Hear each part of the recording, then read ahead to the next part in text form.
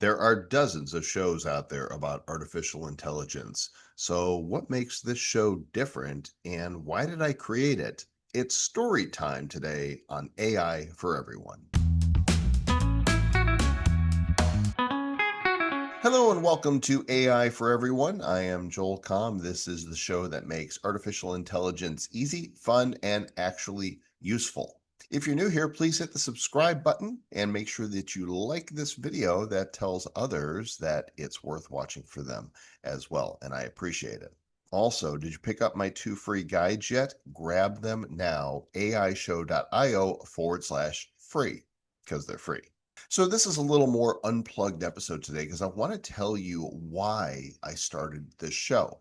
Now, if we turn the Wayback Machine a couple of years back, my co host for the Bad Crypto podcast, Travis Wright, and myself were already getting into AI. And we decided to start a spin off of the Bad Crypto podcast called The Bad AI Show. And each week we were going to cover different tools that were available and demonstrate to people how they could use them. Kind of like I'm doing now, only it was different. You see, we're both technologists, and so the content we were sharing might have gone over some people's heads. And what we discovered after about 20 episodes is that there were people covering AI every single day. It's a lot of content, and AI was kind of getting away from us in terms of its advances. And so we ceased doing the show and instead just became users of artificial intelligence once again. Now, fast forward a couple of years. You might say, well, Joel, you're just doing a show that shows people how to do things with AI. That's true, but I'm doing it to an audience that is not being served. Let me explain. This past summer, Erin and I were on a cruise ship, and I went down to meet her for happy hour one day, and she was in the lounge. Well, she was sitting with an empty chair for me and another couple that was there on the ship.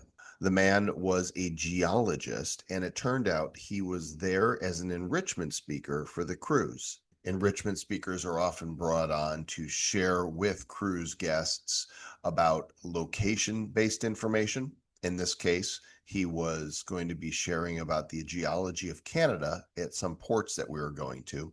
And sometimes they do enrichment on other topics that are of general interest. I found out as we spoke that there had been a speaker on the ship who was talking about artificial intelligence. Now, I'm sad to say that I missed the session. I really wish I had gone to it.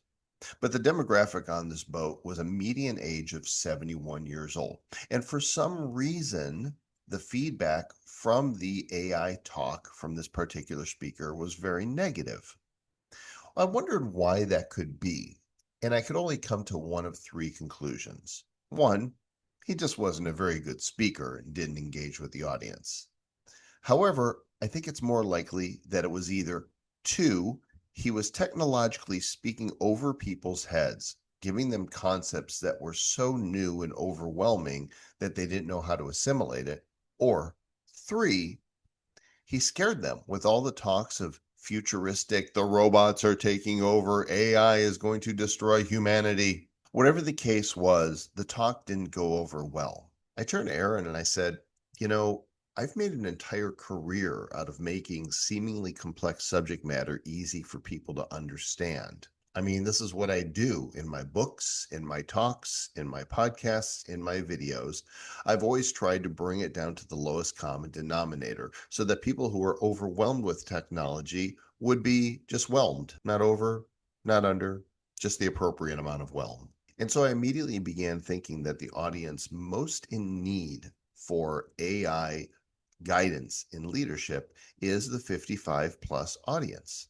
But Joel, you're in that age group. Well, of course I am. I'm presently 61 years old, but I've always been on the front lines of technology. Remember, I've been at this, well, since I was a boy, and I've picked up a few tricks along the way. But my real gift, honestly, is my ability to make it easy for people to understand in terms that they understand.